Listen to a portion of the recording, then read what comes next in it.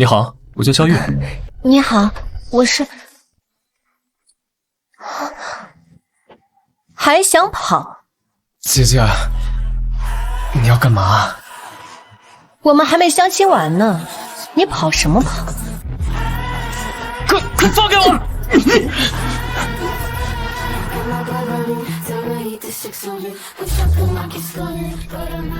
姐姐，你到底什么意思啊？还不知道你是干什么的？肖玉，男，22岁，警校刚毕业，被分配在了刑侦，明天去报道。新人，这么巧？什么这么巧？你帮我个忙，假装是我男朋友，应付一下我爸妈。假装的，吓死我了。那行，以后我用得到你的时候，你得陪我演一下；你用到我的时候，我也假装下你男朋友。平时我们各忙各的。没问题。对了，咱们这是去哪儿啊？命案现场。什么？哎，你看看，太惨了！哎，打人打成这样，脑袋都开过光了。哎，真是惨。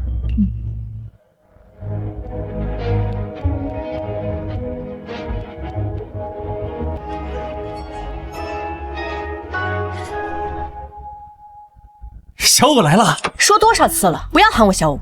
我忘了，应该叫穆警官。你今天这一身可真好看。穆警官，原来他和我是同事，难怪他刚刚在车上说那么巧。这小子谁啊？这里是命案现场，无关人等，赶紧离开。小肖，你不是明天才报道吗？怎么和小穆一起过来了？哦，陈局，我们俩刚刚在餐厅碰巧遇到，就带他一起过来了。原来是碰巧遇到的。小肖啊，那你就过来帮帮忙吧。等下你少说话，站在旁边都学着点。切，前世我破案的时候，你还在娘胎里玩水呢。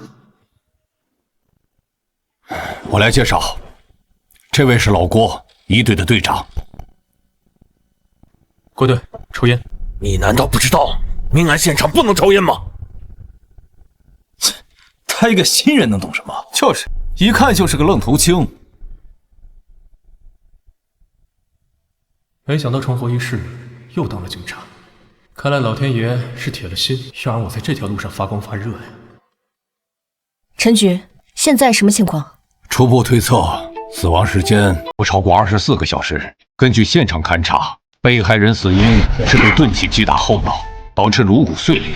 作案凶器没有找到，疑似大号扳手、撬棍、钢锹。因为这是一家私人小工厂，这里是他们的临时库房，虽然有监控，但没有开。作案有极大嫌疑的都是他们工厂内部工人，但是根据不断的筛查，大部分人都没有作案时间。目前锁定的2个目标都是女性。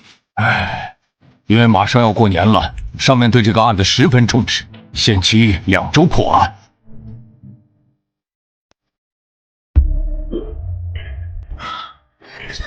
小子，第一次看到尸体，吓到了。不对，这不是第一现场。什么？小子，你一个见习警员，还没正式报到，就敢在这胡说八道！我刚刚查了你的简历，各项考核成绩普普通通，要不是局里缺人，你以为你能进咱们队？你这家伙怎么突然像是换了一个人？没有任何挣扎，也没有任何活动痕迹，除非被害人瞬间死亡。如果被害人第一时间死亡，凶手为什么还要继续击打？小肖啊，没事，说说你的看法。我在警校时学过路克尔物质交换定律，但凡实施犯罪，现场必定会留下直接或间接的痕迹。库房内根本没有行凶的痕迹，最多只是弃尸的第2现场。老郭，还是你来说吧。我忘了告诉你们，这里只是抛尸现场，第1现场在楼顶天台。什么？这个姑娘有点意思，故意不说这里是抛尸现场，是想烤肉吗？王哥，你来的比较晚，我刚刚一直想说来着。我和郭队刚从天台过来，你怎么不早说？这是一座3层小楼，1楼餐厅，2楼男寝，3楼女寝。工厂正处于放假状态，只有10几个员工没有回去过年，其中包括2名女性职工，也是本次案件的重点嫌疑对象。为什么？通过死亡时间推断，被害人死亡时间在后半夜，当时只有2名女员工在寝室，其他员工正在厂内加班，作案机会不大。背后袭击，从头部在地面上的摩擦痕迹看，是在倒下后又遭遇连续重击，以及血液喷洒的方位来看，从被害人连翻身都做不到这一点来看，凶手极其狠辣凶残。先是打倒被害人，接着连续击打，根本不给反应机会。再从心理学角度推算，能做到这一点的普通人不多，能让一个人爆发出如此狠辣心态、残忍杀人的，无非5大类：感情、仇怨、利益、嫉恨、贪婪，无缘无故杀人，不存在的，那是精神病。大侦探，怎么又有新线索了？我知道凶手的凶器在哪里了。你说什么？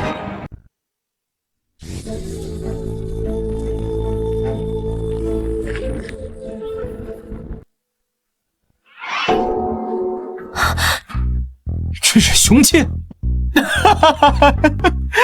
你别告诉我，凶手是用这玩意儿把被害者给砸死的。从目前的情况来看，它确实不太像传统意义上的凶器。真是浪费时间。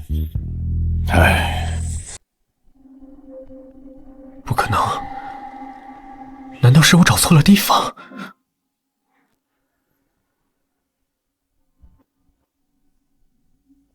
爸妈，你们怎么来了？哼，我们要是再不管你，恐怕你连命都要搭在这份工作上了。爸，你说什么呢？小五啊，这工作太危险了，你看看这现场多瘆得慌啊！当初你上警校，我就坚决反对。这好不容易分配下来的文职，你说不干就不干了，现在竟然还学人家跑到现场来破案。今天不管你说什么，都必须跟我回家。小木的父亲是市里有名的企业家，家里很早就给他规划好了人生道路。可小木这孩子偏偏和其他人不一样，他从小便热爱刑侦，又能吃苦，在如今这浮躁的社会里太难得了。伯父、伯母，你们好。伯父、伯母，你是？我叫萧玉，是小五的男朋友。什么？男朋友？男朋友？难怪他们今天会一起过来。不行，不能坐以待毙，我得想办法把这小子赶走。小五，你谈男朋友了？这么大的事儿，怎么也不告诉我们？爸妈，我这不是还没来得及告诉你们吗？伯父伯母，你们放心，有我在，我会替你们二老照顾好小五的。你一个见习警员，拿什么保护我女儿？既然伯父不相信，那我们不妨来打个赌。赌什么？就赌这个库房凶杀案。如果我能在24小时之内将这个案子破了，你们就得同意小五继续做现在的工作。好，我穆天成说话算话，那我就给你1天的时间。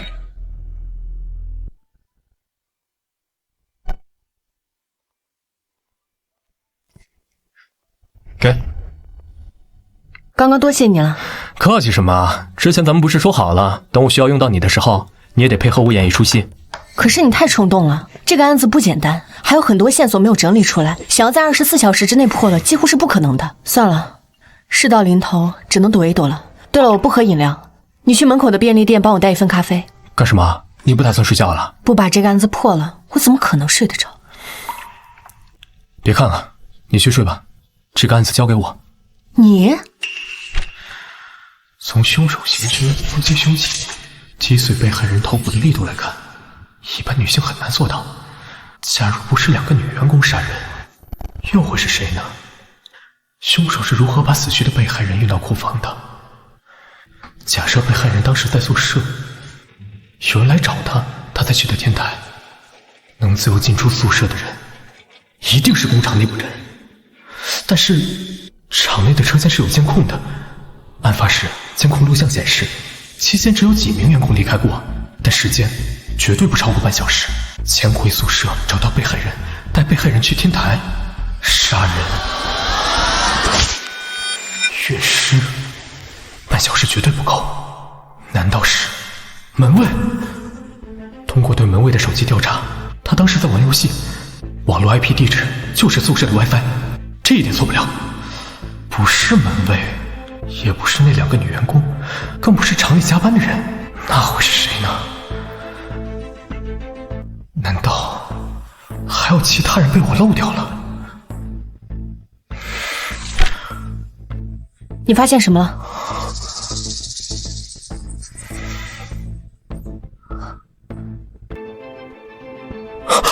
我明白了，我知道凶手是谁了。小雨，你发什么神经？你知不知道现在几点啊？就是啊，我才刚上床躺下就被你喊过来了。小肖，是不是有什么线索？你们想过没有？如果我是凶手，我会用什么方式威胁一个人跟我出门去天台？又是什么让我想要杀掉他？你是凶手？你在说什么胡话？杀人总归需要理由，能让我如此愤怒，想要杀掉另一个人，对方肯定是侵犯到我自身的某种利益。以被害人的身份，金钱应该不可能，所以只能是情感纠纷。最常见的，伴侣被绿，引发凶杀。你是说凶手被绿了？小月，所说的都只不过是你的推断，你有什么证据？别急，我是来杀人的。你说什么？我在杀人前一定会提前做好周密的计划，那么我肯定提前准备好了凶器。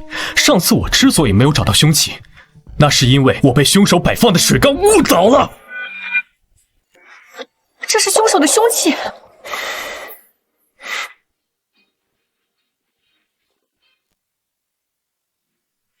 小月，你不会是提前放了一个扳手在这里面糊弄我们吧？我问你，假如你被绿了，你最担心被害人身上什么地方最容易暴露出线索？小子，你说谁被绿了？小王，你这么激动干嘛？小肖只是在推理案情。我看这小子就是诚心针对我。小雨，你继续说。换句话说，我要怎么做才能让警察忽略我，不会怀疑到我身上？话语、身份、手机、穿着、家人，不，都不是，这些我都能控制，除了情感。你到底想说什么？其实我最开始已经猜到了，却被我忽略了。凶手能算计所有，唯独不能算计一个人的情感。也就是说，被害人的确把你绿了，对吗？你是说被害人有第二部手机？不错，之所以怀疑他有第二部手机，是因为那个女人应该跟工厂内部某个人有关系。被害人不想被人发现他和该女子的一切，我怀疑这个女人应该比较有钱。只要找到这个女人，我们就能找到凶手。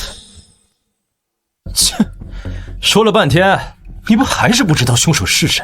不，我已经知道凶手是谁了。我在等一个电话，电话一到，立刻实施抓捕。什么电话？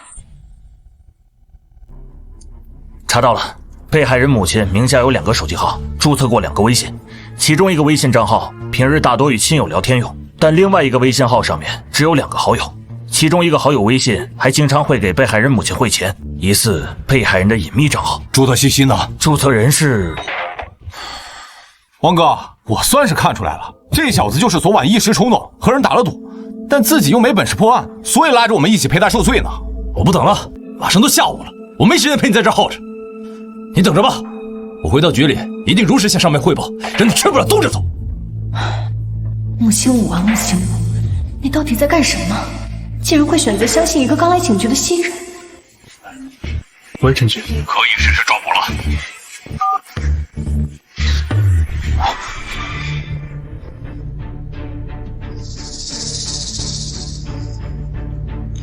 小雨，你确定凶手在里面？哼，当然。小子，要是里面的人不是凶手，你就完了。这不会是那玩意儿吧？让开！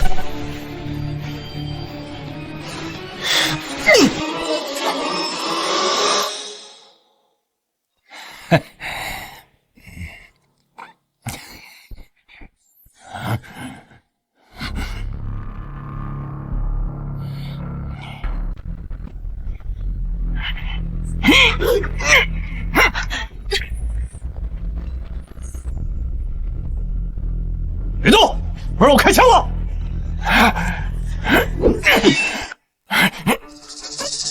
立好，站住！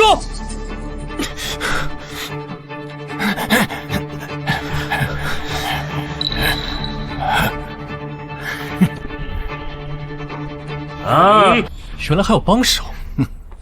两位警官，一个月多少工资呀？卖什么命啊？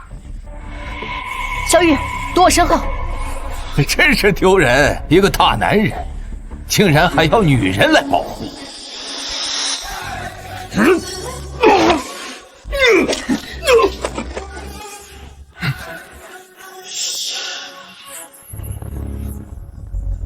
小心！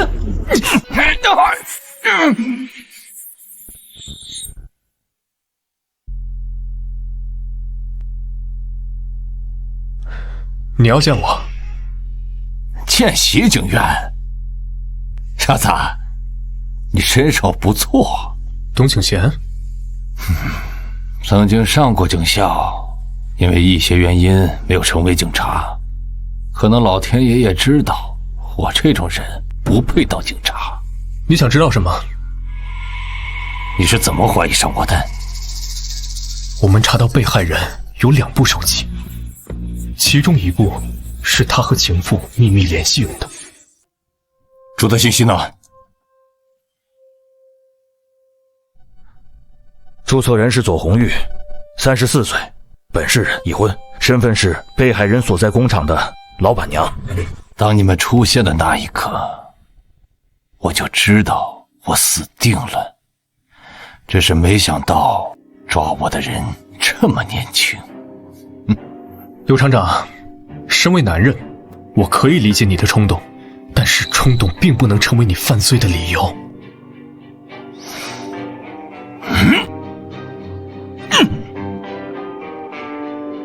我认罪，我全都交代。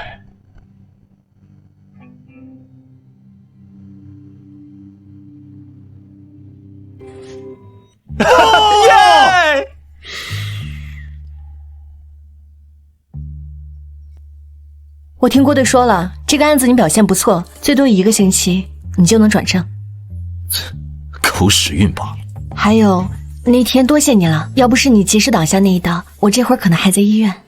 你要是真想谢我，那就帮我一个忙。什么忙？这周末去我家一趟，我爸妈要见你。对了，我忘了和你说，我爸妈也说要见你啊！真是太巧了，没想到我们还是校友。可不是嘛，如今2个孩子也被分配在了同一个单位，以后工作上也能互相照应着，这缘分就像老天爷特意安排好的一样。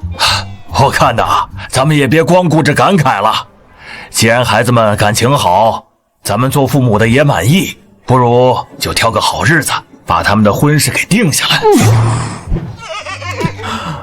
老萧说的对，早点把婚事办了，咱们2家人也能更亲近。好啊，天成，你倒是说句话呀，人家老萧2口子都表态了。我没意见，小肖这孩子年轻有冲劲儿，像我年轻的时候。姐，你倒是说句话呀！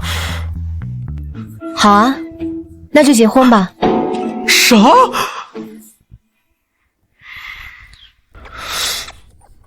这就领证了？这样也好，有了这个，以后再也不用被家里催婚了。不是，这也太草率了，这速度比我抓犯人还快啊！对了，我父母给我们买了一个婚房，你什么时候搬过来？姐，你来真的？想什么呢？做戏不得做全套。喂，陈局，你们在哪儿？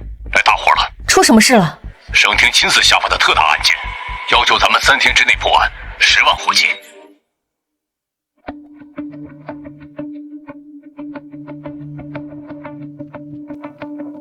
你们可算来了，先看卷宗吧。这么多！死者是一对小夫妻和一个婴儿，一家3口，死得太惨了。一家3口的皮被完整剥下，还被钉在了墙壁上，画成了一幅画。因此，这个案件的代号是“血肉之画”。真是个变态！有嫌疑人吗？嫌疑人叫何巧，是被害女性陈芳的前男友。案发时他就昏睡在现场。被害男性，也就是陈芳的老公冯军，生前是嫌疑人的好友。不错，通过现场指纹、DNA、凶器、短信以及作案动机，查出了一套完整的证据链，坐实了嫌疑人的身份。但是因为案件太大，加上嫌疑人极力否认犯下的罪行，所以上面替我们申请了一套测谎仪，要求我们3天之内给出结论。这还用省什么？这案子明显就是仇杀呀！嫌疑人和陈芳有过感情纠葛，又和冯军是好友。虽然不是被绿，但这种心爱的女人和自己的好兄弟好上了的剧情，有几个男的受得了？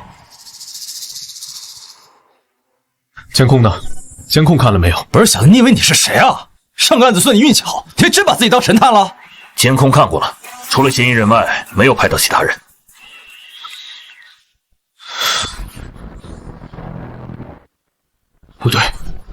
这里没有问题。有什么问题？被害人一家遇害的时间段是在夜晚，只有嫌疑人一个出现在监控之中，不是他，那都是鬼杀的。小雨，你可要想清楚了，有些话不能乱说。是时间，时间不对劲。时间18日晚10点39分，嫌疑人离开家门；11点05分抵达被害人家中。嫌疑人被抓捕时是20日早上8点35分左右，总时间为33小时56分。不到34小时，哪怕3名被害人一动不动地被嫌疑人杀害，脱掉被害人衣物需要时间，给被害人放血需要时间，剥下一张完整的皮需要时间，还是3张皮剔肉，把人皮钉在墙壁上。最后是作画，以现场的那些作案工具，就算是专业屠夫也做不到。33个小时，绝对不够。说的这么肯定，搞得你好像杀过人一样。我是不觉得时间有什么问题。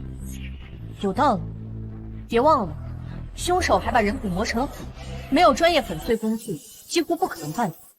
怎么不可能？万一他提前准备好了什么特殊的药水，也说不定。不是小子，你那眼神什么意思啊？喂，好的，我知道了。小玉，你给我来一趟。怎么了？上面要见你。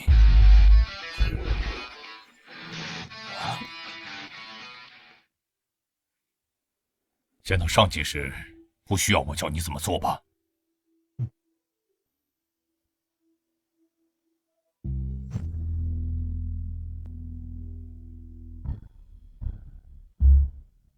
你就是萧玉？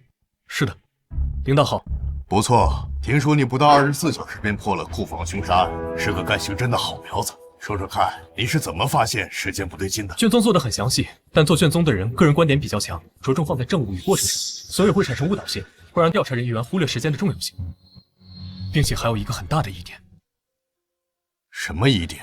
难道没有人想过，得是什么样的心理素质，做下那么变态的凶杀案后，还能在案发现场堂而皇之的睡觉，等着我们去捉？不错，头脑冷静。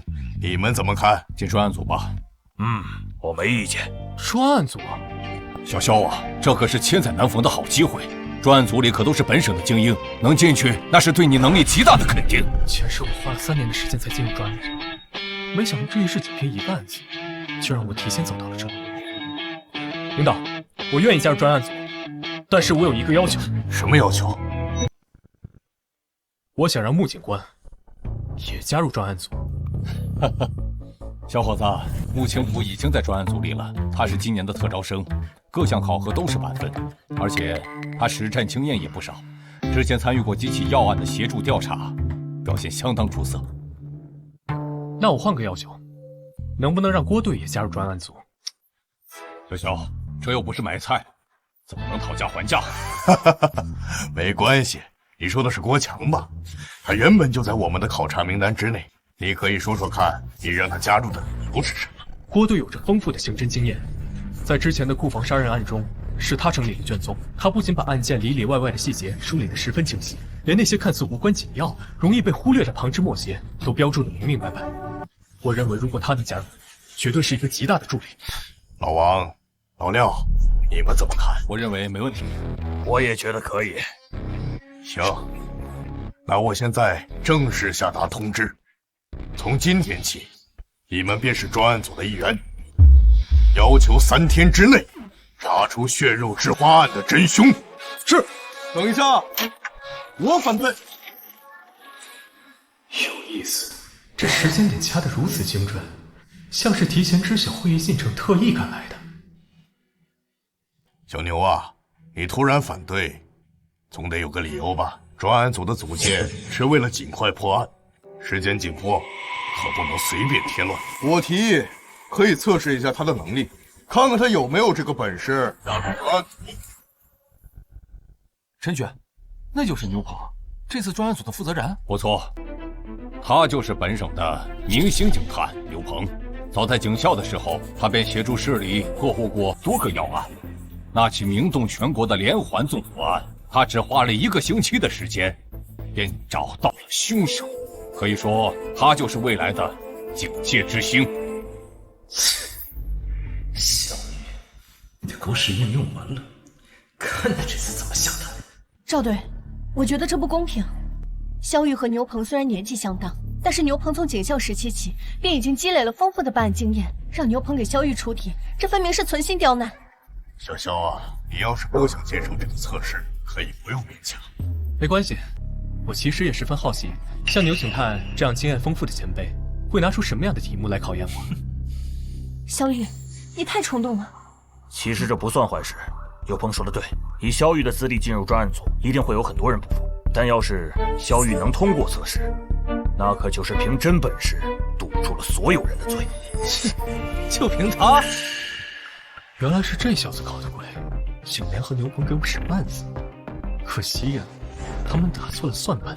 前世里我什么大风大浪没有见过，能难倒我萧玉的人，恐怕还没生出来。哎，赵队，你看这事闹的，无妨，年轻人嘛，有竞争是好事。这里有10张照片，我给你1分钟的时间，你需要从这些照片里找出本案的嫌疑人。牛鹏，你什么意思？你这不是故意刁难人吗？卷宗里只记载了嫌疑人的一些基本信息，仅凭这些怎么可能知道他长什么样？而且你只给了1分钟的时间，这根本就是不可能完成的任务。哦，是吗？想认输也可以，只要当着大家的面承认自己没能力进专案组，以后别再打这个主意，这测试就不用继续了。既然萧神探没意见，那么测试现在开始。嫌疑人何小，29岁，本市私企员工，身高1.78米上下，偏瘦。卷宗上的信息只有这么多。第1张照片，身材过于魁梧，明显不符合条件。第2张照片，人倒是挺瘦，可身高目测只有1.7米出头。第3张照片，身高和体型都合适，但皮肤粗糙，与描述不符。时间到，怎么样，大侦探？找到嫌疑人了没有？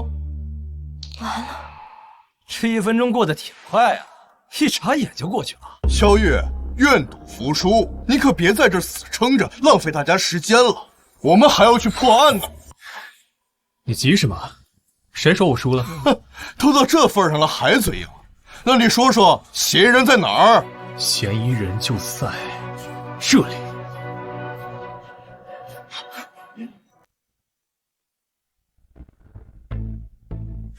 小玉，你开什么玩笑？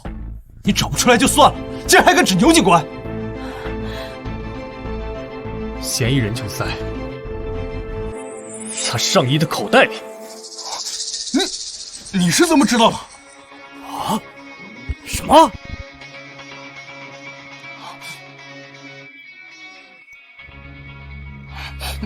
其实从一开始我就察觉到不对劲了。为什么？你太过自信了，我瞎猜有1/10的概率，你却毫不担心，还总望向口袋。我确定，真照片就在你身上。牛警官，你还有什么话说？不错，在这么短的时间内，面对质疑还能冷静分析，从细微之处找到破绽，这份能力正是我们专案组所需要的。行，这局算你赢了。不过我们的较量才刚刚开始。见鬼了，这小子的运气真是好到离谱。好了，时间紧迫，抓紧行动，你们只有3天时间。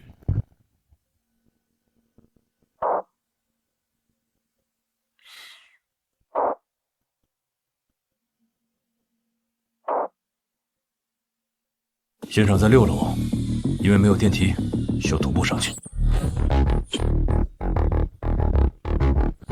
好快的身手！郭队，这人是什么来头？他叫田武，外号老五。小的时候在少林习过武，后来当了特种兵，因为在部队里表现突出，上面研究后就把他调来专案组，给咱们助力来了。我们走吧。好。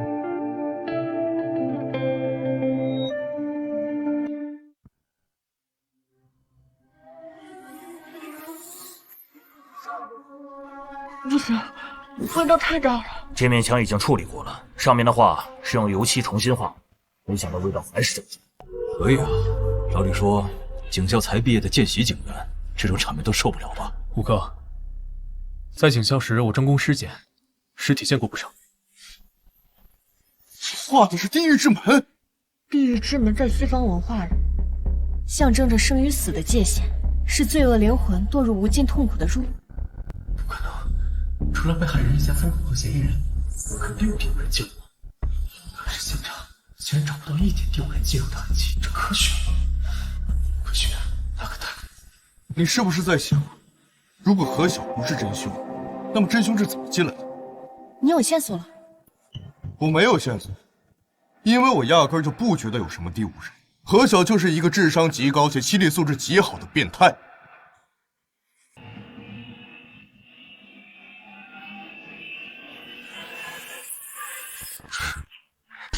原来你是这么进入被害人家的。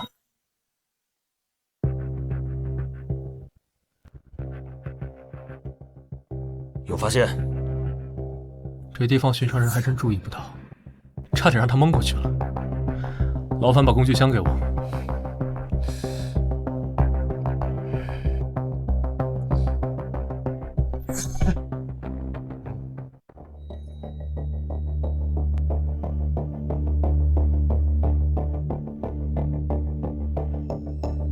这是……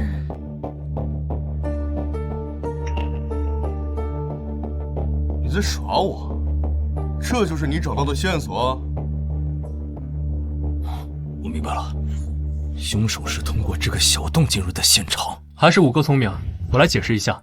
凶手先是利用手钻在这上面钻个小孔，再利用一根钢丝将门打开。这个凶手最高明的点在于，居然把自己钻开的那个小洞用同样颜色的塑胶条堵上，不留下任何痕迹。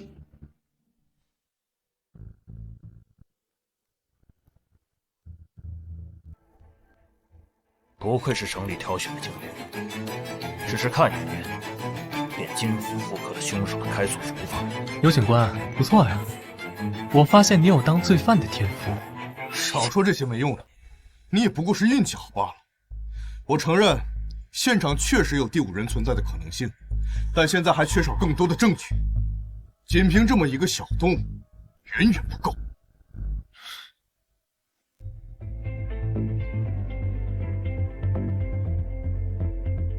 小雨，你去哪儿？去看守所，见嫌疑人何晓。警官，我是冤枉的。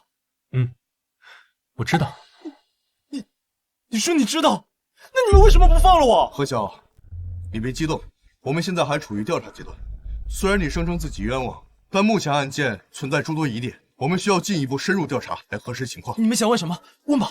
这起案件的被害人一共3人，男被害人是你过去的好兄弟，女被害人是你的前女友。去被害人家里前，你是接到前女友给你发来的短信，短信内容是：何晓，你不是想知道我为什么会跟了大军，现在过来找我？我告诉你，没错吧？对。而后你离开家，去到被害人的家。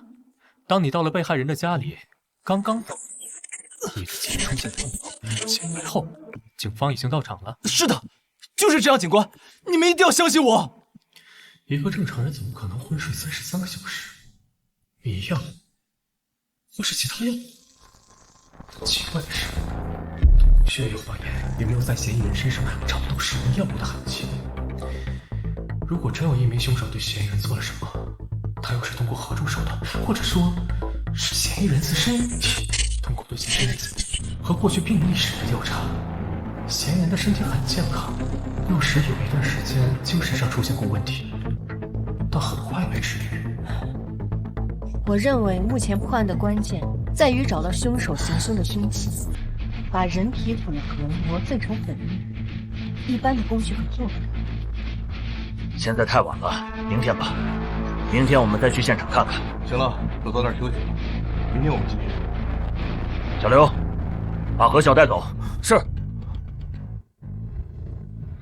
那个姐，我先撤了，明天见。不准走，和我去婚房。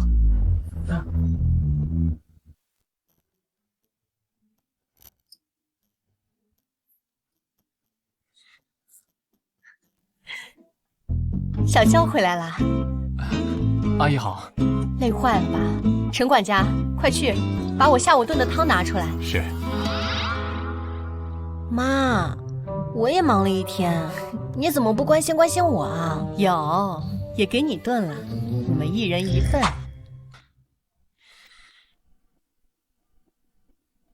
姐，你确定我们今晚睡同一个房间？我也不怕告诉你，门外现在至少安排了5个保镖，你要是出得去，大可以试试。难道我的第一次就要交代在这里了？想什么呢？等下我睡床，你睡地上。怎么突然这么热？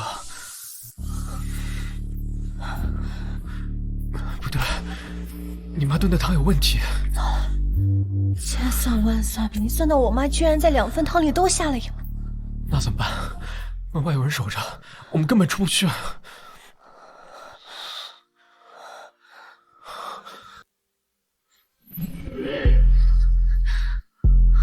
姐，你冷静点儿。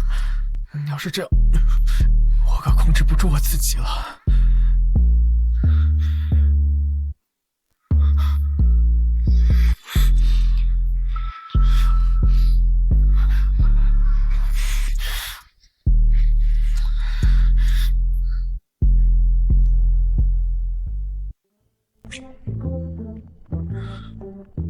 小肖，你的黑眼圈怎么这么重啊？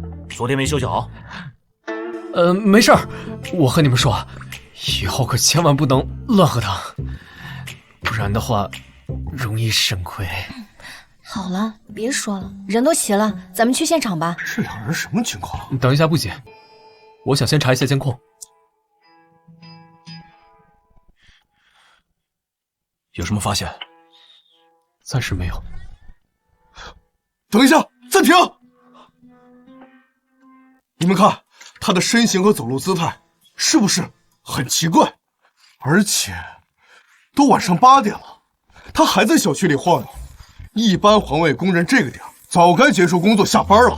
确实很可疑。抱歉，我不这么认为。这个工人的年纪至少在50岁以上，我认为他不具备在短时间内悄无声息完成如此复杂犯罪行为的能力。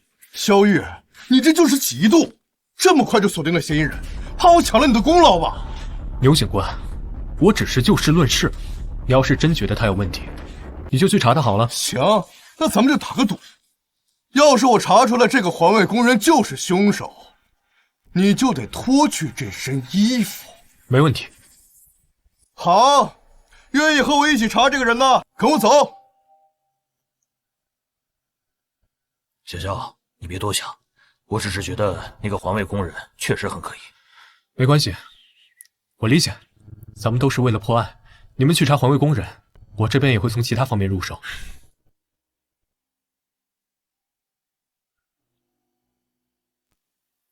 没想到你竟然愿意相信我。你少自作多情了，我不是相信你啊，我是看你一个人怪可怜的，所以留下来帮帮你。好吧，不管如何，谢谢你愿意留下来。那个，我们接下来去哪儿？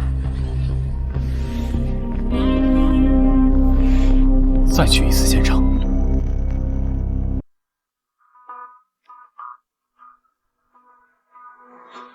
不对，之前一定有什么线索被我们忽略了。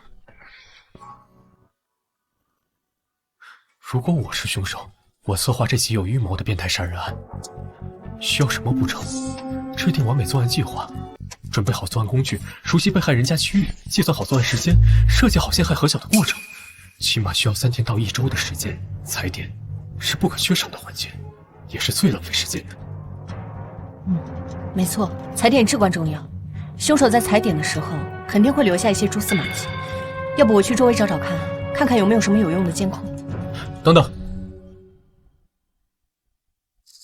如果我是凶手，那么我为什么会知道嫌疑人何小的手机，并且能模仿出女被害人的口吻，发出那条短信？是因为我太熟悉被害人一家与何小。我和他们是什么关系？同学？朋友？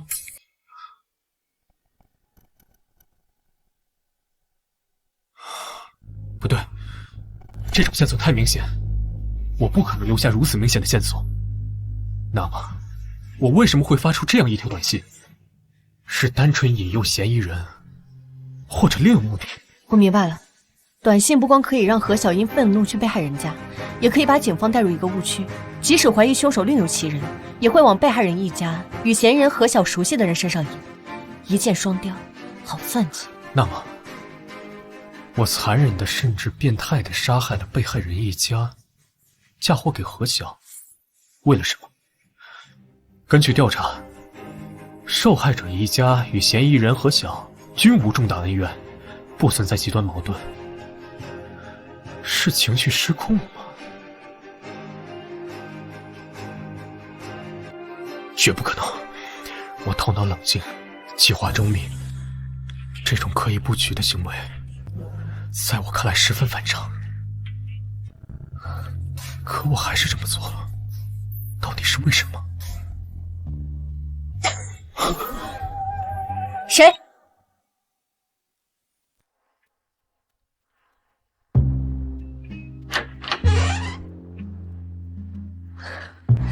原来是你这个小家伙。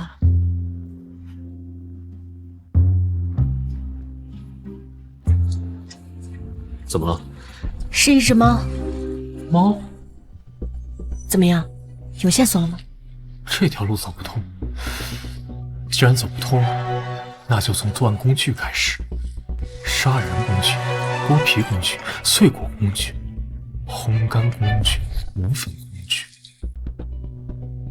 虽然被害人家里的工具的确可以做到，但在33个小时内却无法完成，所以还有其他工具。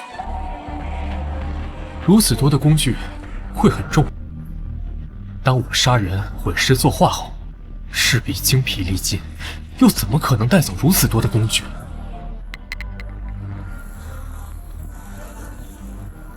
如果留下，会被警方找到线索。我不用带走他们，只需要把他们藏在警方不会注意、不会发现、轻易不会想到的地方就好。难道是小区化粪池？不，带着他们出去，很容易被小区监控看的。那会是什么地方？猫喜欢攀爬，在黑暗中行不自如，常常出没于一些隐秘的角落。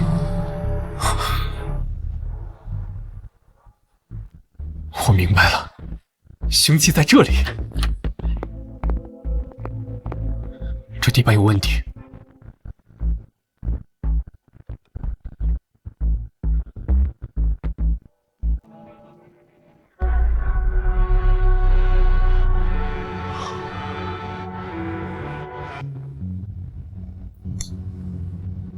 小肖啊，干得好，你又立功了。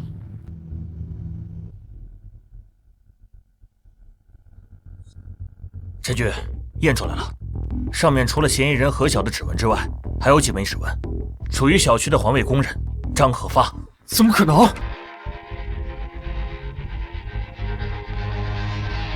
喂，好，我知道了。牛棚那边传来消息，说他们已经抓到了嫌疑人张可发。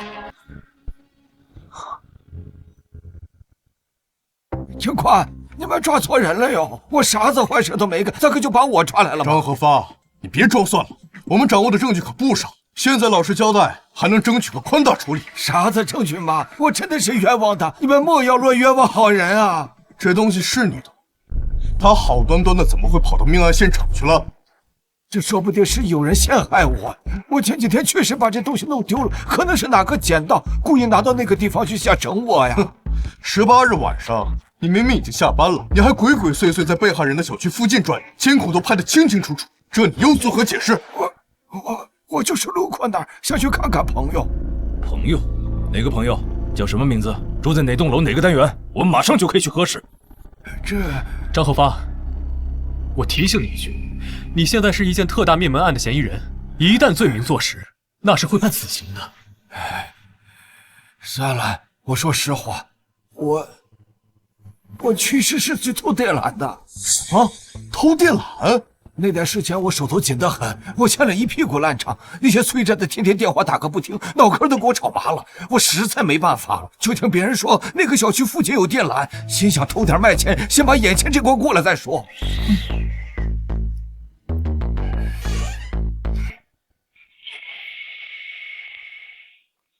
我刚刚查了，案发当天被害人小区的电缆确实是失窃了。此外，第二天嫌疑人确实是还了一笔欠款。线索又断了。可恶！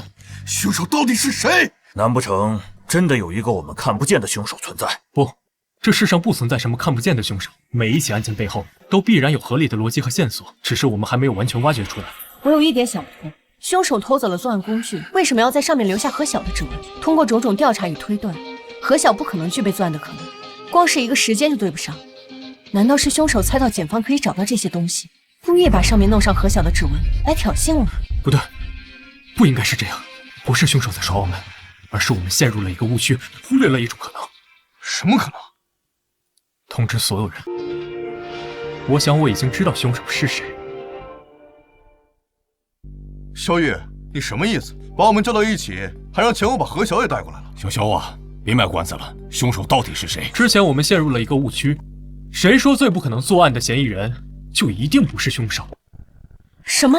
萧玉，当初说时间对不上，嫌疑人33小时之内无法作案的就是你自己，你别告诉我，你现在要自己打自己的脸。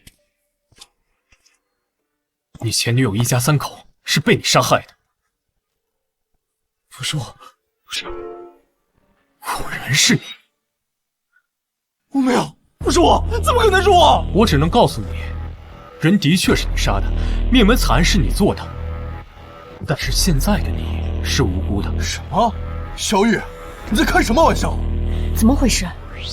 我以前看到过一起案件，犯罪嫌疑人是一名多重人格患者，又称为多重人格障碍。嫌疑人的多种人格均有其独特的体验构想模式。最有意思的是，人格状态的改变通常会出现严重的遗忘症，不能用简单的健忘来解释。可以说一个人格做了什么事情，其他人格根本不知道。是说何晓有多重人格？那起案件中，起因是犯罪嫌疑人体内有一个极为聪明且又变态残忍的人。当他控制了犯罪嫌疑人的身体后，做下了很多灭绝人性的事情。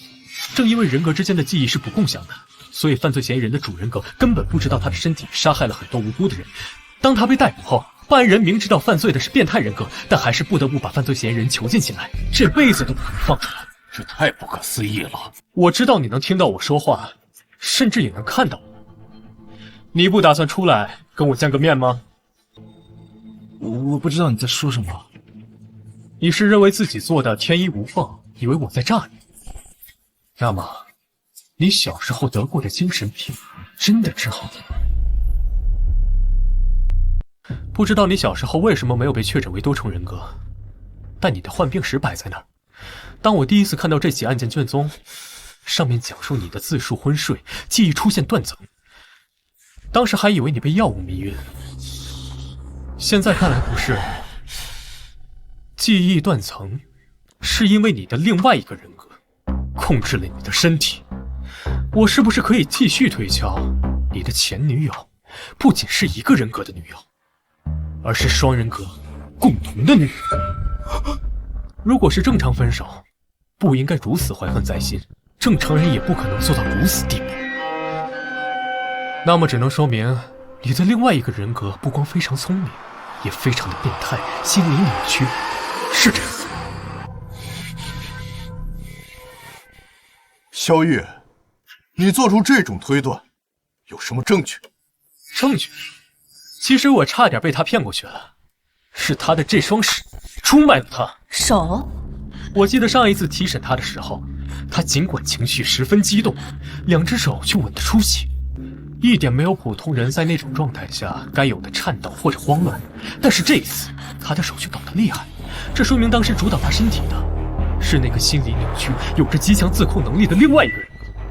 我没猜错的话，那个人格应该是前段时间苏醒了，结果发现自己过去的女朋友不光分手，还跟好友结婚生子，等同于背叛，肯定会忍受不住。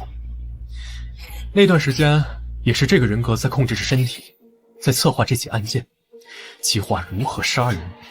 因为心理扭曲，不光要杀害前女友，连她的老公孩子都不放过。继续。但你不傻，反而极其聪明。同样不想自己的身体死掉，或者是坐牢，对吗？然后你想到了一个办法，不光可以亲手做下那等残忍的事情，还能摆脱一切罪名。还有吗？当然，被害人一家3口其实是在那33小时之前被害的吧？你说什么？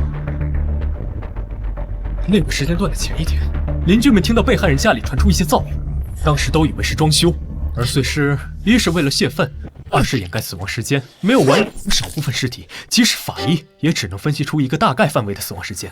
等你杀害了被害人一家3口后，才用被害人的手机给你自己发了短信，不然不熟悉女被害人，也不能把女被害人的口吻模仿得那么像。既然是这样，发完短信，清理现场痕迹，把身体的控制权交还给原来的人格。等主人格苏醒看到那条短信，前往被害人家，到达后你又占据身体，让他的记忆出现断层，是你故意的，对吗？这么说来，33个小时是他计算好的。不错，不仅如此，想来报警电话都是你自己打的吧？你做了这么多，为的是让警方起疑，让主人格终成无辜者。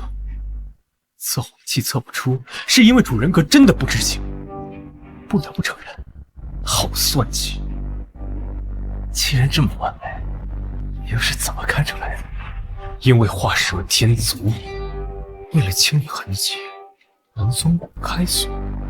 这种人怎么可能会在现场留下这么明显的指纹？你猜到了又如何？这些都是你的推理，不能当做证据。证据？小子，确定面板惨案是你做的，过去的证据已经足够了。是的，只要你的第二人格出现，一切就结束。那又如何？最多被关起来，又不用死啊！见过缠小脚的，没见过缠小脑的。你以为死是最可怕的？什么意思？知道什么叫生不如死？每天关在一个小窝，绑在病床上，强制打针吃药治疗，不见天日。那个状态下，好人都得变精神病。那时的你可能会想自杀，可惜你不会有这个机会。人在做，天在看，苍天饶过谁？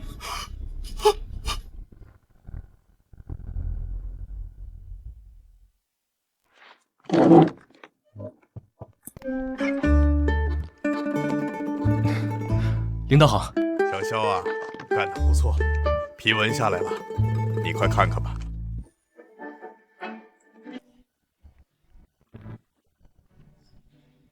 1级警员，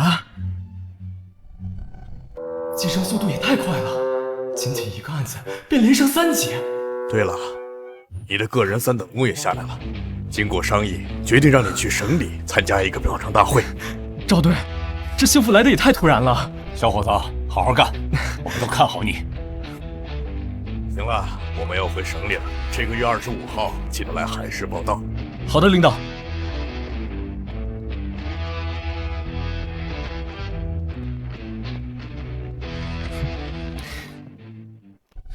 小雨，我和钱我要回省里了，这次的面门案算你赢了。不过我可没有那么容易认输，下次有机会，我肯定会扳回一城。行，等着你。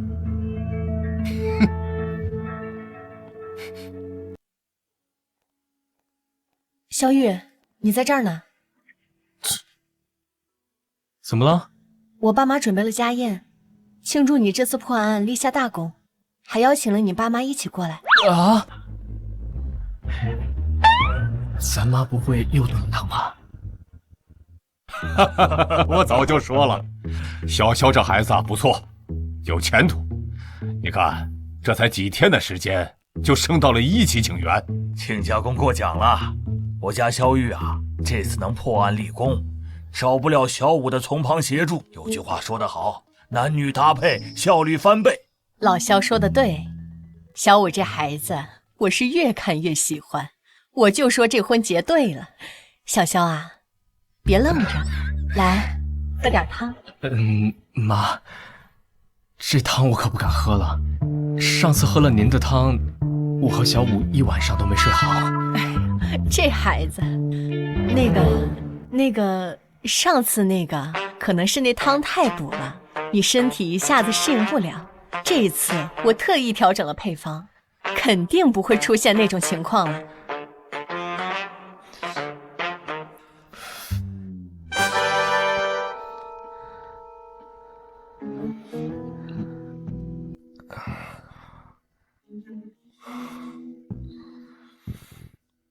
那个姐，我们就这么一直坐着。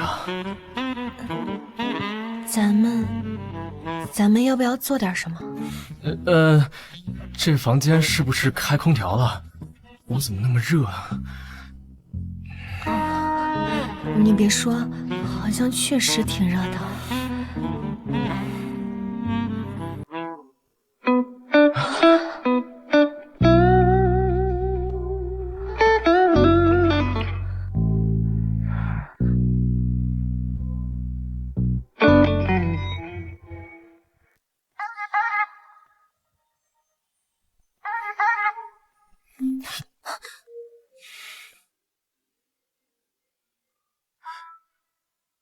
喂，谁呀？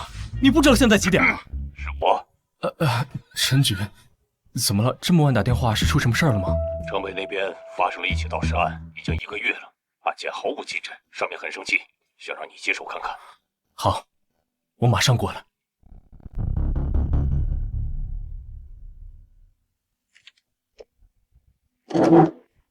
小雨、小莫，你们可算来了。郭队，陈局，一起盗尸案而已，用不着这么晚过来下班。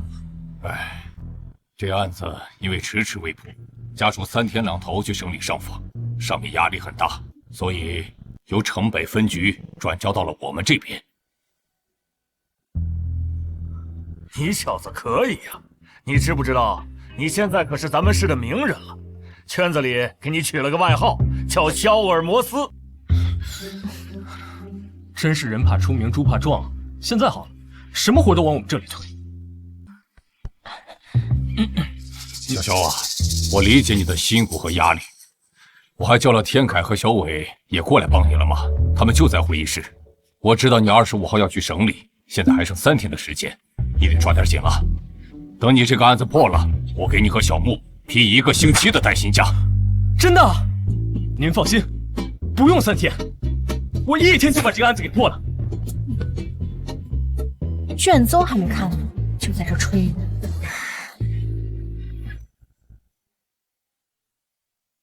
王哥，这卷宗是你整理的？不错，你放心。我虽然之前确实有点看你不顺眼，但我这人公私分明，这卷宗我可是按照最高标准整理的，每一个细节都抠得死死的。那就好。这上面说，死者出车祸，因抢救无效身亡，后开完死亡证明，移送火葬场进行火化。整套操作都没有什么问题。巧的是，死者的儿子是学医的，因为给其父亲更换骨灰坛，发现自己去世父亲的骨灰颜色不对，结果通过化验，死者的儿子发现其父亲的骨灰竟然变成了猪骨灰。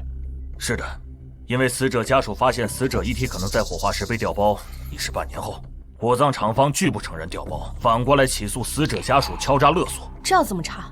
火葬场的确有监控，但火化的过程却没有监控。盗尸，一些特定机构的确存在收购尸体现象，虽然价格很高，但都是正规渠道。要么死者是那种无亲无故之人，要么就是死者家属同意把遗体捐赠，国家会给予补偿。还有一种，一个人在生前自愿死后捐赠遗体的。除了这些，买卖尸体涉及利益交易，都是犯罪。走，先去家属家看看。啥？这么晚了？要不等明天？哎，等等我！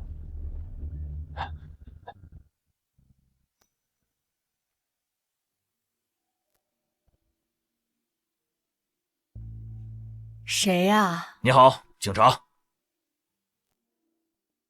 进来吧。请坐吧。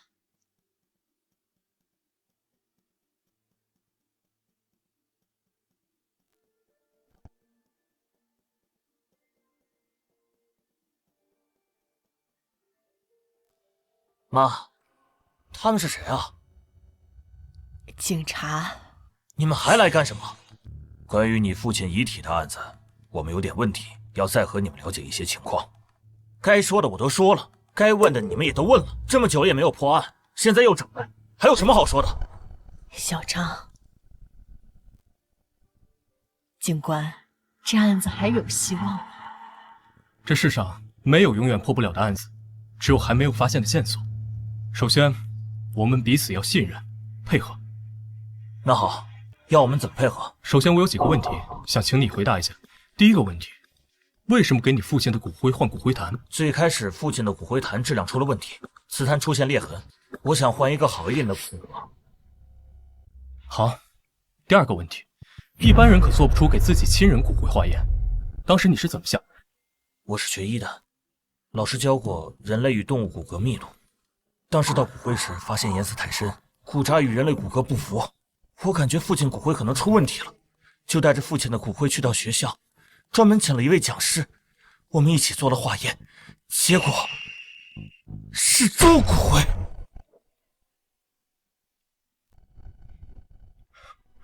行，我就这2个问题，时候不早了，你们早点休息吧。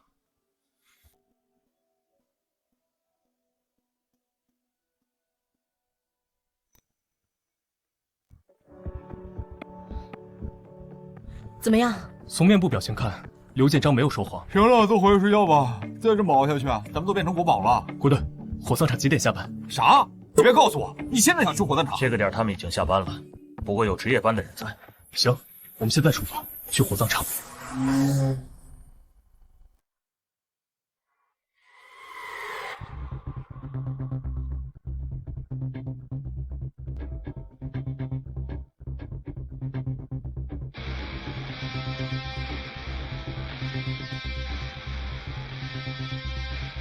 你累了的话，就换我开。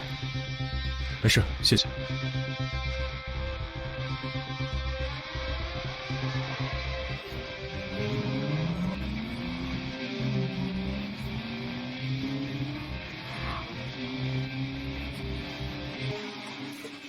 当年死者遗体从进入殡仪馆直至送进内室房之前，全程都有家属陪着。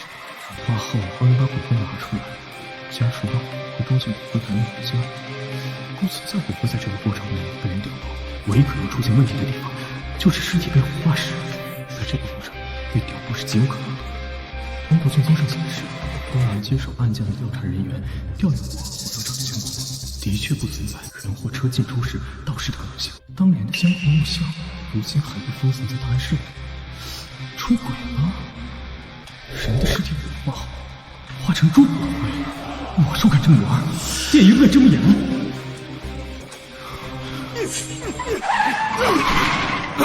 小月，怎么砍伤的？我住手！警察！小子，吓唬谁呀？就你还警察？怎么回事？为什么殴打他人？怎么，警察了不起啊？哟，小子，古惑仔看多了吧？敢对警察，双手抱头蹲下！你妈！警察打人了！快看啊！警察打人了！那人有问题，身上一定犯事。站住！你们了，该睡觉。这里交给你们，我去追他。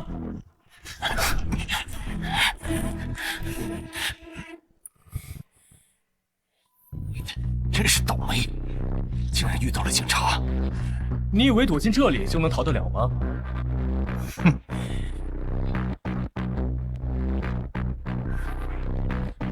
就你一个，对付你，我一个人处了。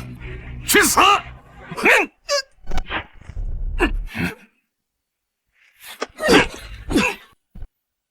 这是。别跑！站住！不愧是警界第一神探，身手果然了得。少废话，你被捕了。为什么叫双面大盗啊？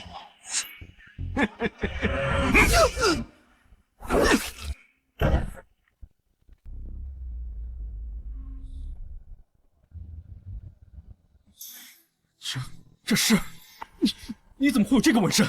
小子，带着你的问题下地狱去吧！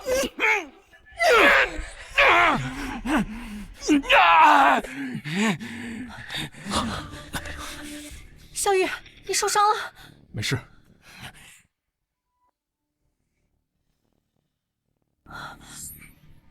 你流血了，赶紧去医院包扎一下。郭队，这个人麻烦你带回去，好好的审一下，顺便问一下他手臂上的纹身是怎么来的。行，没问题。你们来了，怎么样？没事吧？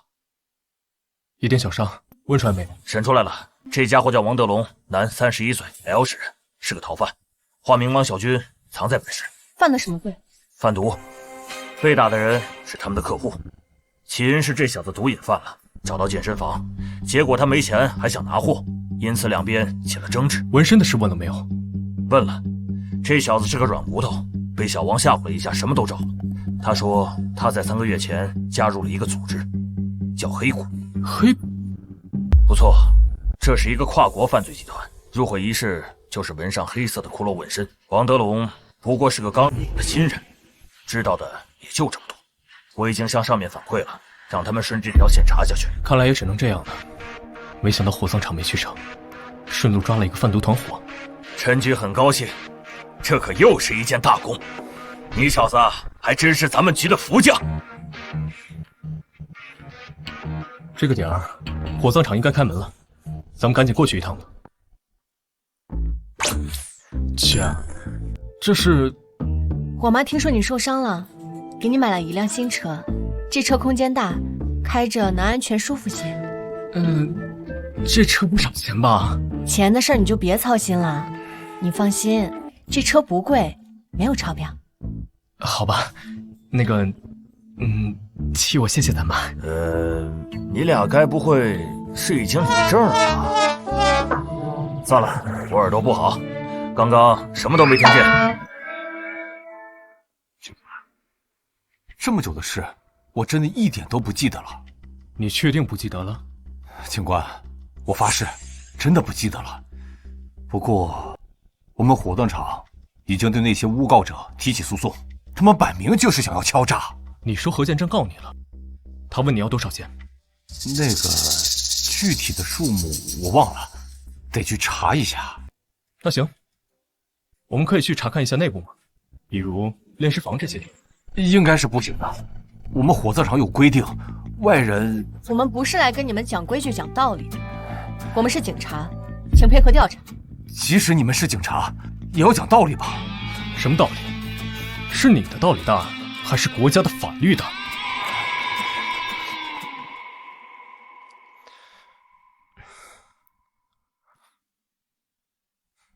喂，陈局，小肖，你是不是在火葬场？对啊，怎么了？刚刚我接到上面的电话，似乎有人不想让我们继续查下去。不过你别怕，我已经和赵队反映了，他说出了事他来扛，你大胆的查。明白。怎么了？吴经理，看来我小瞧了你。不过你找谁都没用，今天这案子我必须查个水落石出。郭队，麻烦再叫几个兄弟过来。好。我现在就打电话。你们去查一下监控。是。郭队，这边交给你吧，我和小武去那边转转。行。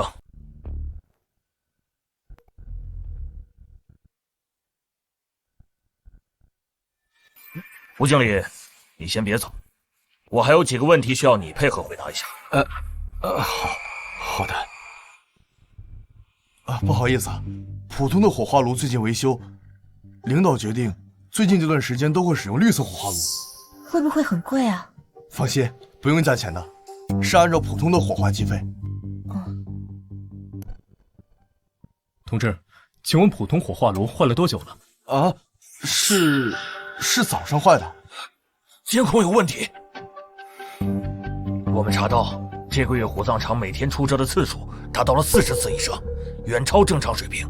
奇怪，不仅出车次数过多，而且还只进不出。难道是干私活？不对，火葬场给遗体火化都是按照流程来，警方有备案。任何流程缺一不可，不可能存在做私活的可能性，这是犯法。除非是全员犯罪。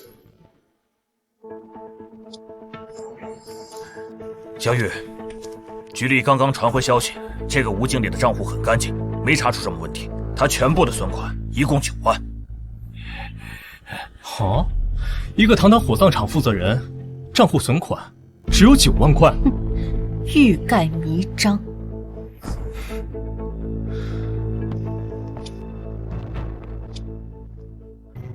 吴经理，这个焚化炉是早上坏的，这么巧？是的，警官，早上突然就出故障，不能用了。突然坏的？这么重要的设备，报修了没有？报修了，不过记录还没有来得及整理，等下我让人找出来给您看。不用了，你现在将它打开。这刚坏没多久，里面温度还很高，而且说不定还有一些有害气体残留。吴经理，你这么紧张，难道里面藏了什么不可告人的东西？警官，你说笑了，我哪敢藏什么呀？我再说一次，将它打开。这，小王，打开吧。好。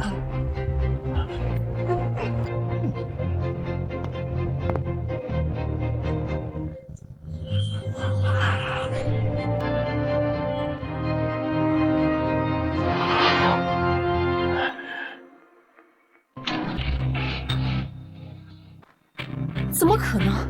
这里面是空的。警官，我早就说了，这里面什么也没有。不对，什么也没搜到，不合理。难道是我们侦查的方向出了问题？不可能，一定是有什么地方疏漏。这个焚化炉有些不对劲，表面看上去很新，可从磨损度来看，要比一旁经常使用的焚化炉还要常用。为什么？有发现？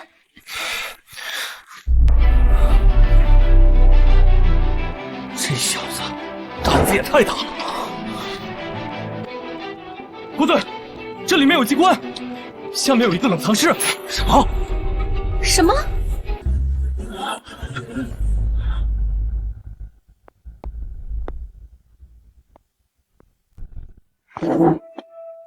小肖啊，干得好！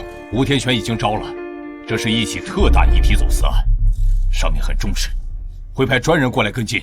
我们在冷藏室一共找到了21具尸体，这真是丧心病狂。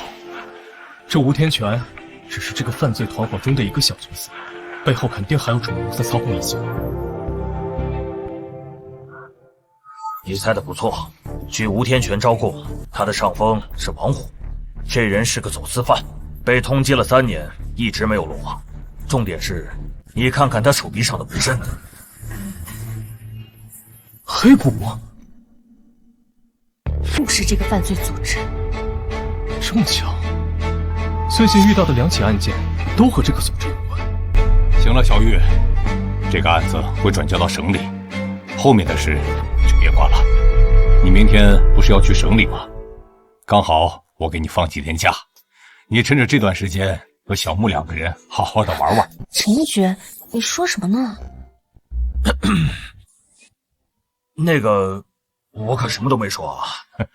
行了，你们2个就别瞒着了，局里可都盼着喝你们的喜酒呢。没什么事的话，那我们先撤了。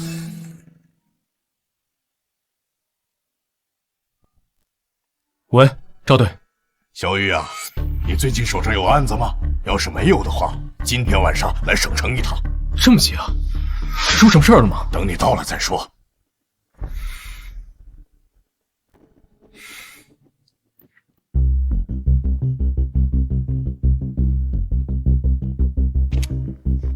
赵队，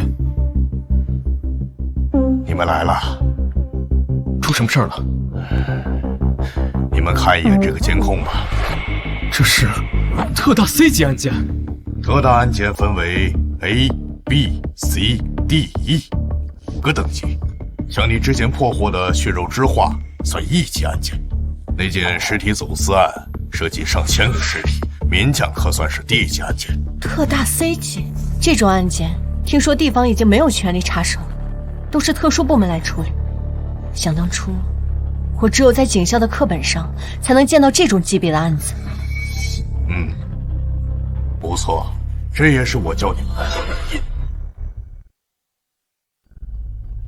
根据监控显示，白衣女子先是诡异一笑，随后用匕首划向自己的脸。案发时，报案人听到一些奇怪的声音，跑过去查看，发现一名白衣女子形容夜鬼，拿着刀划着脸。报案人吓了几个小时后才报案。等警方抵达时，死者早就断气了。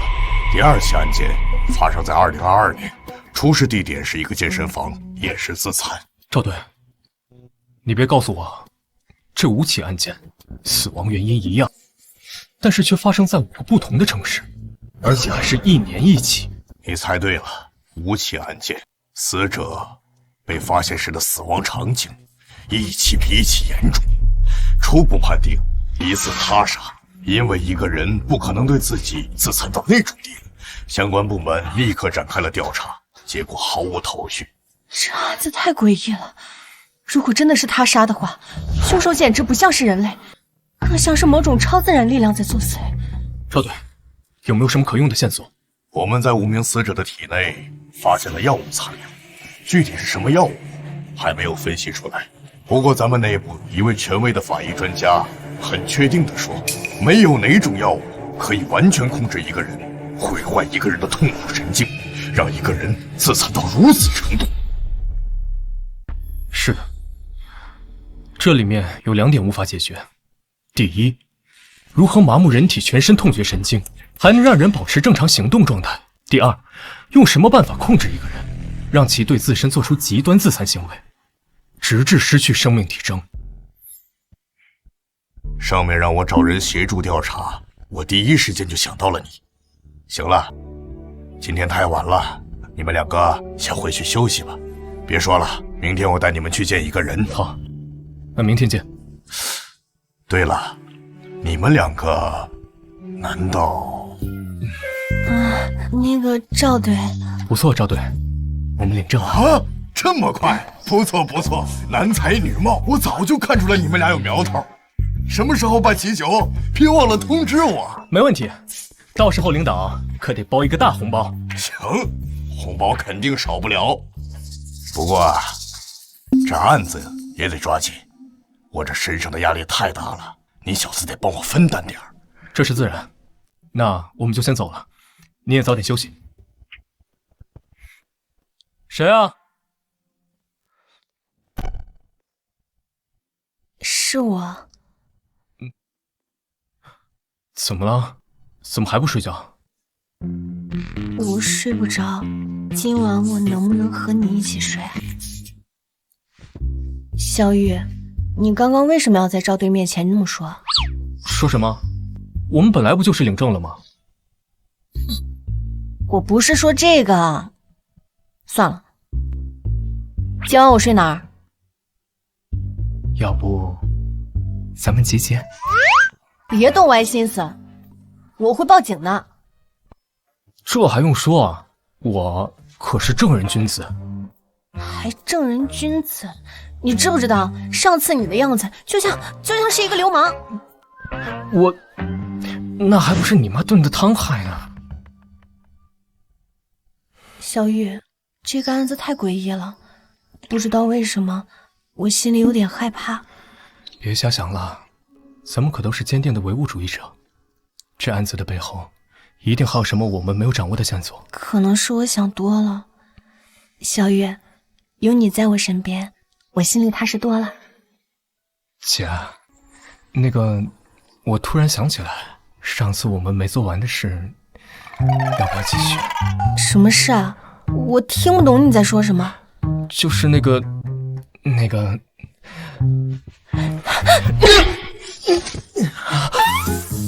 说了，不许动歪心思。今晚你就睡地板，别想再上床。啊！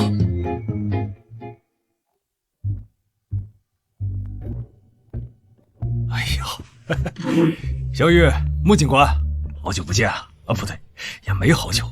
我记得咱们上个星期刚见过。你们怎么在这儿？小雨，你什么意思？合着只有你一个人会破案？牛队，我可没那意思啊，我就是太意外了，没想在这儿能碰上你们。上个案子我承认是我疏忽了，让你抢了风头，这次可没那么容易了。行了，人都到齐了，我来给你们介绍。这位是王栋，王组长，来自特殊部门，也是此次案件的负责人。肖玉，22岁，京城市人，实习期第1天便破了库房凶杀案，随后加入专案组，又破了一件特大灭门案，短短1个星期不到，便升为了1级警员。就在前几天，还破了一个倒卖尸体案。领导的消息很准确，不过这些都是团队共同努力的结果，并非我一人之功。不错，能有这样的觉悟很好。长话短说，你们2个想不想加入专案组，把这个案子破了？当然想。王组长，上面给的时限是多久？10天。10天之内若是破不了此案，此案有可能会被暂时封存，到时候真凶可能就要逍遥法外了。这也是没办法的事，这案子积压得太久了，不可能所有人一直耗在上面，而不管其他案子。赵队说的对，所以咱们得抓紧了。另外，我补充一句，虽然我名义是专案组的负责人，但在这10天里，我会全力配合你们，为你们提供辅助支持。你们需要什么，尽管和我说。我想去现场看看。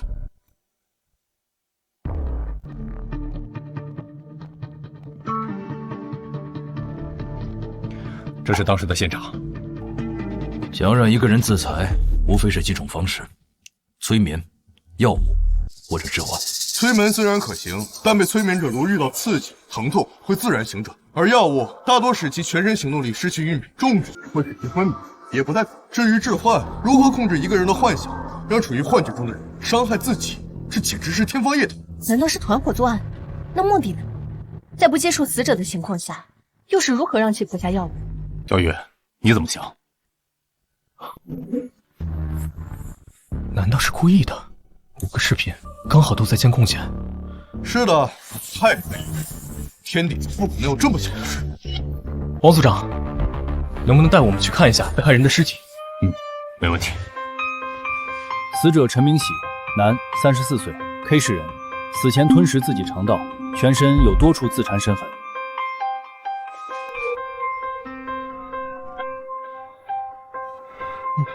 萧月，萧月，好好的你笑什么？你变态啊！你怕尸体？我不是怕尸体，我是怕你。你是不是发现什么了？死者胸腹上的伤口很平整，一刀切，没有伤及内脏。死者对自己下手时，居然还会控制下刀深浅，你们不觉得有意思吗？你的意思是说，有人在控制他们？可是监控里什么也没有拍到啊！继续。陈法医，麻烦你切开死者的耳朵。切耳朵？切吧。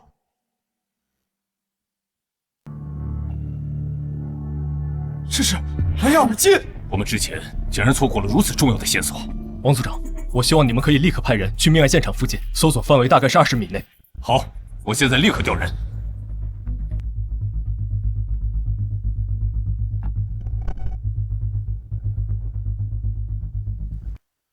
找到了，是一台 MP5。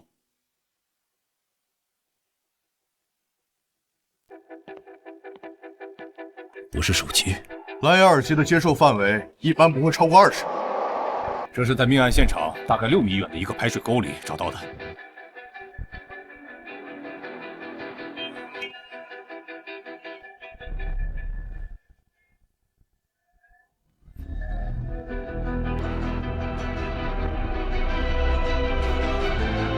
找到了，应该就是这个。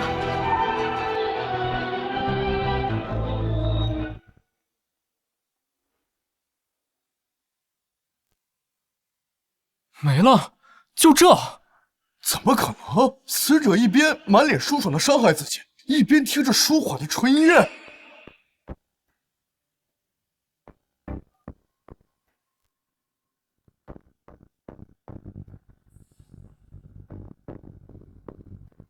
你们发现什么了没有？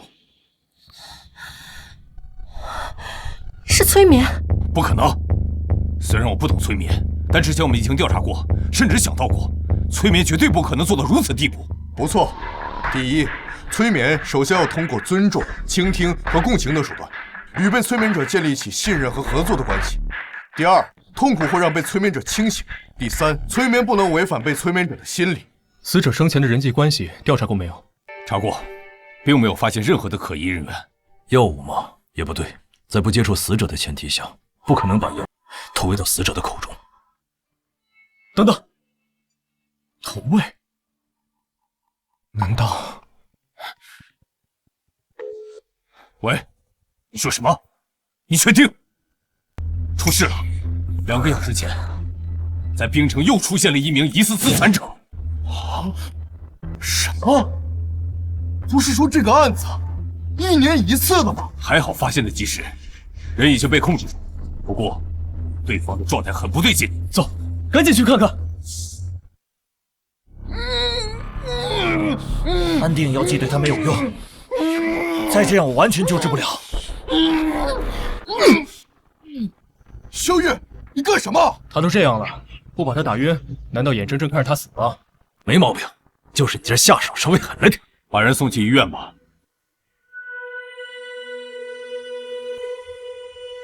人暂时无法问审，咱们先看一眼监控。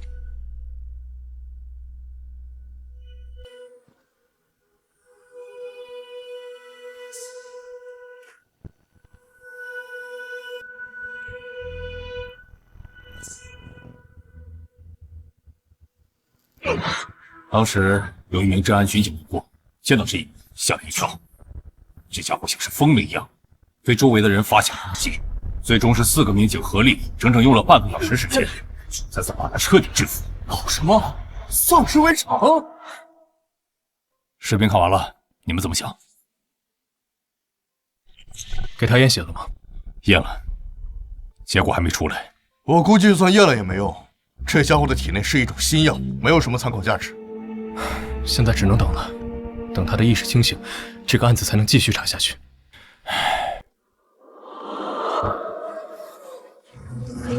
吕心言，还记得昨晚发生过什么吗？伤者精神状态有些不，应该是受到了什么刺激。刺激，的确是挺刺激的。知道自己昨晚做了什么吗？为什么会那么做？我不知道。不用担心，你得的可能是一种奇怪的病，不过幸好发现的及时，以后也不会再出现这种状况了。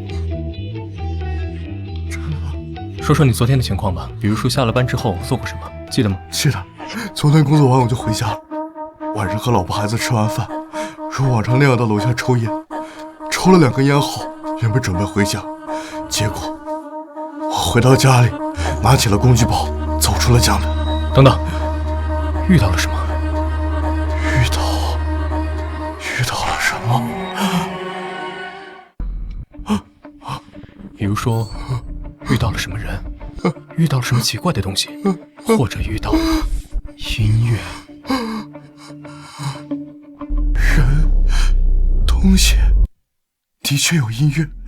我看到一个小孩在拿着一个音乐盒玩，音乐很好听，很舒缓。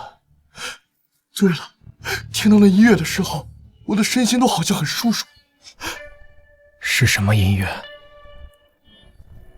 不知道，反正很好听。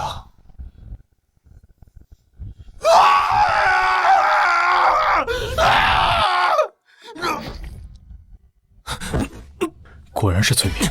那么问题来了，这个凶手是利用的什么手段控制的受害人？受害人的社会关系很简单，妻子是那种老实本分的家庭主妇，还有一个上初中的女儿，暂时没有发现什么可疑的对象。不对，去受害人家里看看。你的丈夫平日里有什么娱乐爱好吗？他平日除了上班，和朋友出去喝点酒，再就打游戏。手游？不是，是电脑玩的。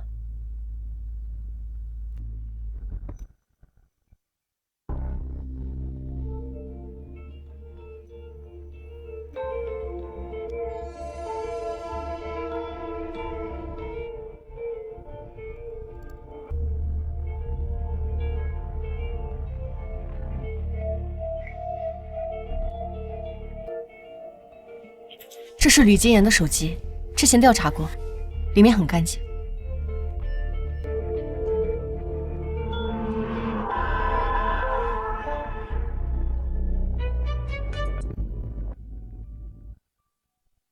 你怀疑这个 APP？ 现在这个阶段，任何可疑的细节都不能放过。王组长，麻烦你利用权限联系直播平台的技术人员，我要详细的浏览记录。好，我这就去办。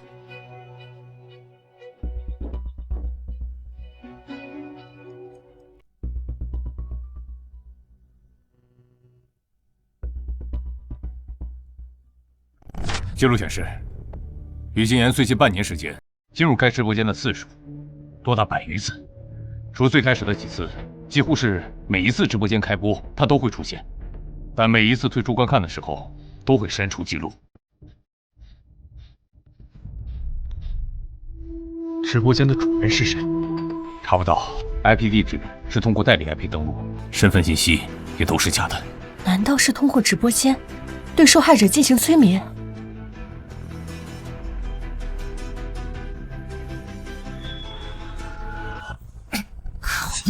线索断了。不，线索。说什么？去找那个拿音乐盒的小孩。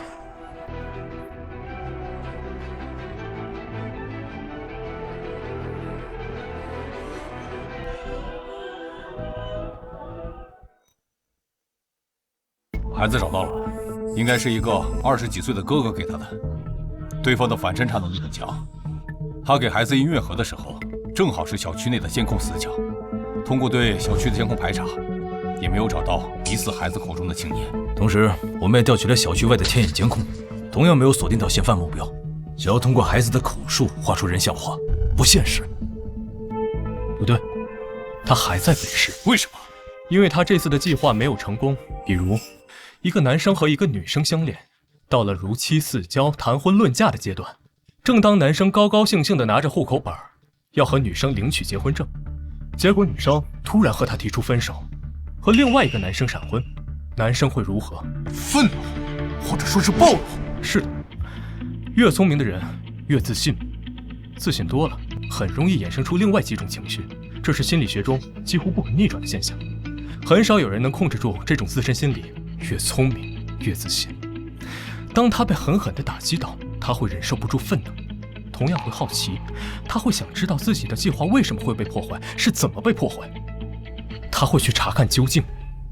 那岂不是说医院里的吕金言现在很危险？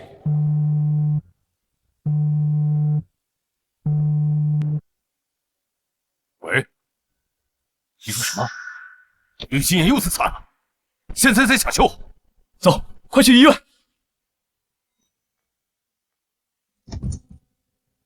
于坚吃掉了自己2根手指，还用玻璃划开了肚子，基本上是抢救不回来了。什么？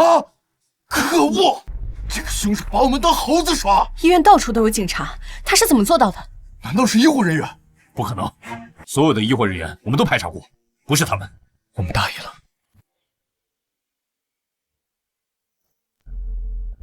停，就是这里，退回去。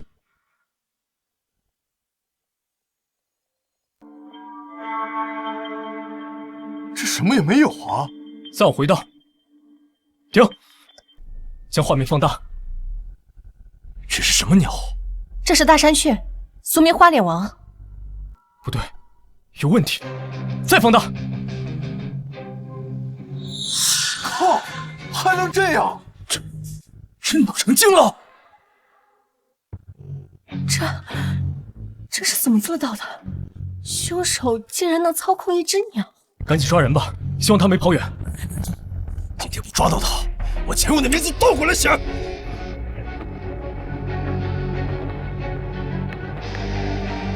喂，是我，赶紧调人过来，将第7医院全面封锁。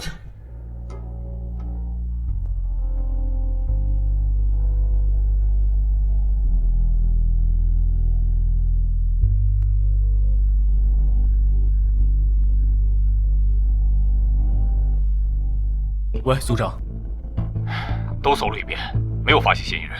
不可能的，我们行动很快，他应该来不及跑。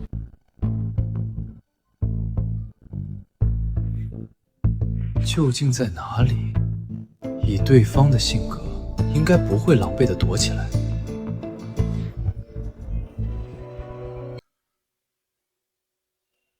哼。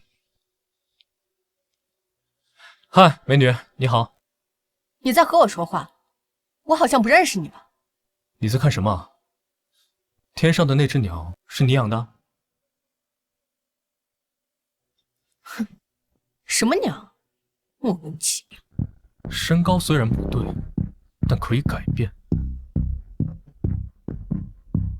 是增高鞋，1.8米变成1.7米，去掉10公分增高。你原来的身高是1.7米。再来说身材，男人的衣服本就来比女人宽大，所以突然换装会显得差距很大，对吗？你是不是有什么病啊？你再骚扰我，我报警了。还有一点，你可以利用装扮把全身上下都包裹起来，但是你却忘记了，耳朵是露在外面的。知道拍身份证照片为什么要露出耳朵吗？因为不管脸怎么变，一般人不会改变耳朵。另外，男装时你的胸很平，就是证明你的胸肯定不大。就算你换了女装，也不可能变成一对 D， 只能说明里面藏东西。会是什么？我猜会不会冒出几只鸟？萧玉，你确实很聪明。你认识我？当然，自我介绍一下，我叫何雨。你为什么要这么做？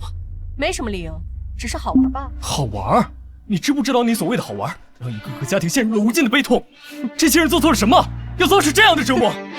因为这些男人都该死，他们只会在外面找情人，背叛自己的家庭。我就是要惩罚他们，让他们也尝尝痛苦的滋味。利用药物和催眠来控制，花费这么大的成本，你的背后不止你一个人吧？你猜对了，萧雨，你3番2次破坏我们的行动，上面已经注意到，你的死期已经不远了。你是黑谷的成员。上一世我们能杀你一次，这一世一样可以。你说什么？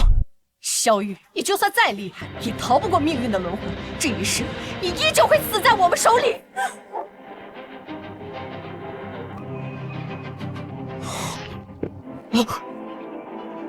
背后的人是谁？你们为什么要这么做？快说！别慌了，他服毒了，快送去医院。没用了，他已经死了。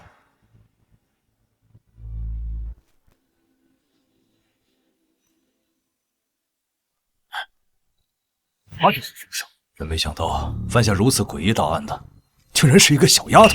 不对，我感觉他只是一个替死鬼。是他如此招魂男性，但却1年只杀1人，你们不觉得奇怪吗？你的意思是，他们在试药，通过不断的试验，完善这种能控制让人疯狂自残的药物。何宇很可能只是被利用的一枚棋子，真正的主谋还在暗处，而且他们一定有着更大的阴谋。有道理。王组长，您对这个黑谷组织了解多少？据调查，这个组织的总部在国外，我们掌握的信息很少，只知道他们行事极为隐蔽。国际上很多大案要案的背后都有他们的身影。不管他们什么来头，既然把手伸进了龙里，那就休想全身而退。咱们龙可不是他们这些歪门邪道能肆意撒野的地方。老牛说的对，你遇到了他们，看我不把这群王八蛋打得满地找牙！小雨，放心，这个组织再神秘，手段再厉害，也不过是一群见不得光的老鼠。咱们一起努力，一定能将他们连根拔起。说得对，咱们可以顺着这条线查下去。我萧雨发誓，一定要将这群害群之马绳之以法。小萧啊，这可就是你的不对了。你们2个领证了也不告诉我们，竟然瞒了我们这么久。就是，怎么是怕我们这些老家伙来蹭你们的喜酒啊？哪能啊，几位领导，我们本来是想等一切都安排妥当了，再风风光光的请大家喝喜酒的，这不是怕太仓促怠慢了大家吗？小雨啊，你这晋升速度太快了，我估计用不了多久，我们都得喊你叫领导了。国队，你可别拿我打趣了啊！我这就是侥幸破了几个案子，全靠大家共同努力。萧玉，过分的谦虚可就是骄傲了，这可不像你。说了这么久，新娘子呢？赶紧让穆警官出来吧，别藏着了。你们先聊着，我去喊他。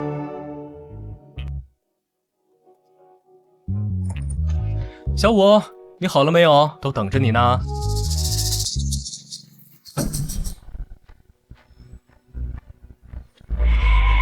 找死！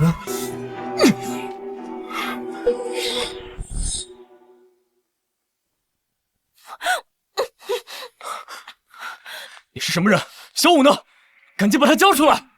小月，你难道不好奇我们为什么会知道你的秘密？我不管你为了什么目的，我最后警告你一次，交出小五！看来你真的很在乎他。看到你面前的枪没有？将它捡起来。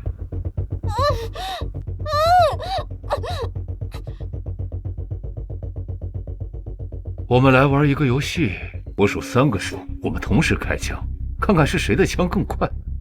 只要你赢了，我就把你的女人放了。我是警察，我是不可能和你玩这个游戏。那太可惜了，那么我只能把他杀了。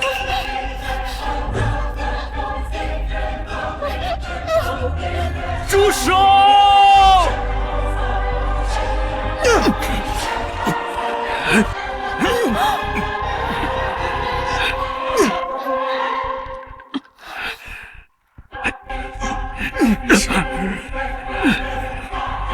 没事吧？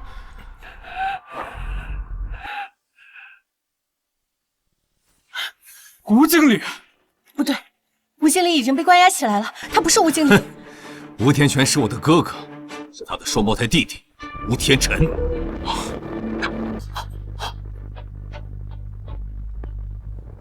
小雨，怎么回事？他是黑谷人，将他带回局里，好好的审审。好大的胆子，今天还敢来闹事！放心，交给我们。